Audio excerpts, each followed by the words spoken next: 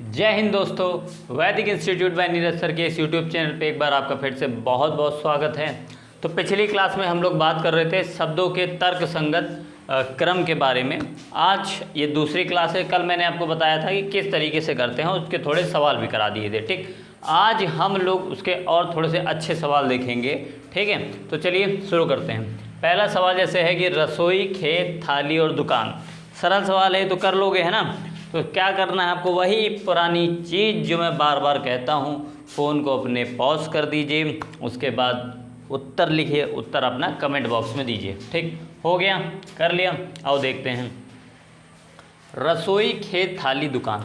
तो सबसे पहले थाली में आने से पहले अन्न कहाँ होता है? सबसे पहले तो सबसे पहले भाई खेतों में उगाओगे। खेत के बाद का सीधे थाली में आ जाएगा? नहीं, खेत से फिर दुकानों में जाएगा। डायरेक्ट दुकानों में भी नहीं जाता है।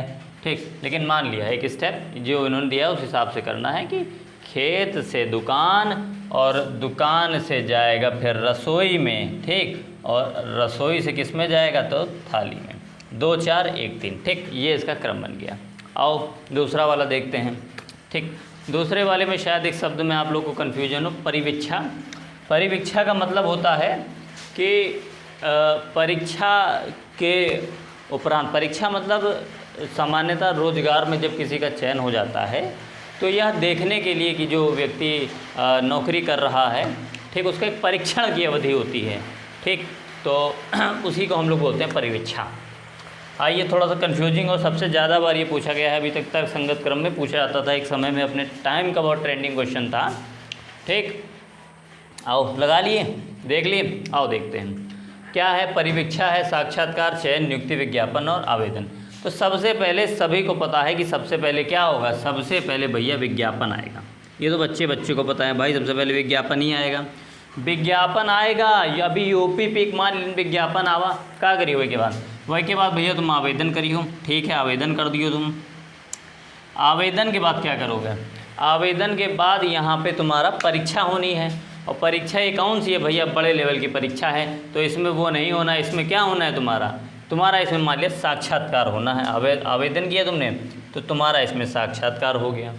ठीक, साक्षात्कार के बाद क्या होगा भाई? हमारा चयन होगा। जाहिर सी बात है, साक्षात्कार हो गया फिर चयन हो गया। ठीक, चयन हो गया। चयन के बाद क्या होता है? हमारी नियुक्ति होती है। नियुक्ति के बाद क्या होता है? हमारा प्रोबेशन पीरियड यानी कि परिवीक्षा जो होती है, ठीक, वही जो परीक्षण अवधि होती है वो शुरू हो जाती है ना। जब सरकारी नौकरी में जाओगे, अभी यूपीपी मान लिया करते हो, तो एक पर्टिकुलर समय रहता है, वो समय दिया जाता है ये चेक करने के लिए कि जो सरकारी नौकरी व्यक्ति कर रहा है वो सही से कर रहा है या नहीं। ठीक, तो ये बहुत ज़रूरी टाइम रहता है शुरुआत का, आप लोग का ये बहुत हिसाब से देखना रहता है इसमें ना। तो इसके बाद आखिरी में क्या हो जाता है? जब कितने हो गए ना पूरे, हाँ, परिवीक्षा आखिरी में क्या हो जाएगा? हमारा परिवीक्षा हो जाएगी 6 दिन ना।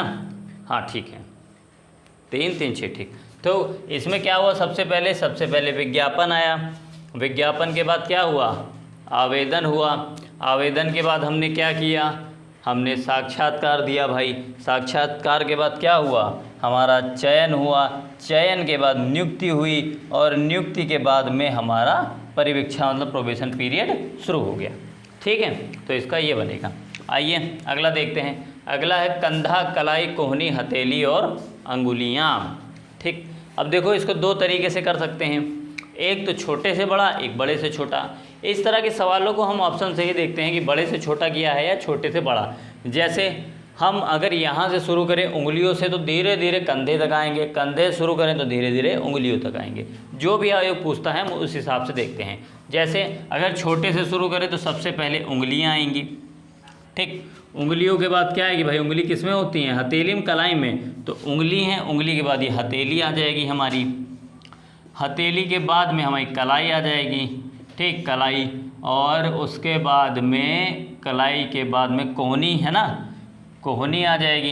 कहा नहीं कोहनी मार देवे तो मेरे हम, और उसके बाद में हमारा कंधा आ जाएगा। ठीक, और यही अगर बड़े से शुरू करें तो यही इसका विपरीत क्रम हो जाएगा, ACBDE। ठीक है, तो समझ में आया? तो चलिए और सवाल देखते हैं हम लोग। और कुछ और सवाल ऐसे देखते हैं जिसमें तुम मानोगे नहीं कि यही होगा, है ना, तुम कहोगे नहीं ये होगा। तो आओ देखते हैं। जैसे इलाज डॉक्टर, रोग निदान औषधि। ठीक, तो इसमें सामान्यतः क्या सोचोगे आप कि डॉक्टर है, रोग होगा डॉक्टर के पास गए, डॉक्टर औषधि देगा, इलाज होगा तो निदान मिल जाएगा, है ना। तो भैया ये ऑप्शन में भी रहेगा तो एक गलत हो जाएगा। ठीक, इसका देखो सही क्या होगा। सबसे पहले तो रोग ही है, फिर डॉक्टर ही भी हैं। लेकिन डॉक्टर हमको क्या बताता है? डॉक्टर हमको निदान बताता है। ठीक, सबसे पहले रोग हुआ, रोग के बाद डॉक्टर ने हमको क्या बताया? निदान का मतलब होता है कि वो हमको डॉक्टर खुद में पता करेगा या वो आपको बताएगा कि आपको ये दिक्कत है, और आपका वो भी निदान करने के लिए, निदान मतलब वो आपका इलाज शुरू कर देगा। पहले देखेगा क्या दिक्कत है, निदान का मतलब वो देखेगा कि आपको दिक्कत क्या है। ठीक, उसके बाद आपको औषधि देगा। औषधि के बाद में तब भैया इसे कहते हैं इलाज शुरू होना, है ना, इलाज करना। औषधि के बाद हमारा इलाज होता है। ठीक है, बस ये चीज़ याद रखना, इसमें थोड़ा सा कन्फ्यूजिंग था।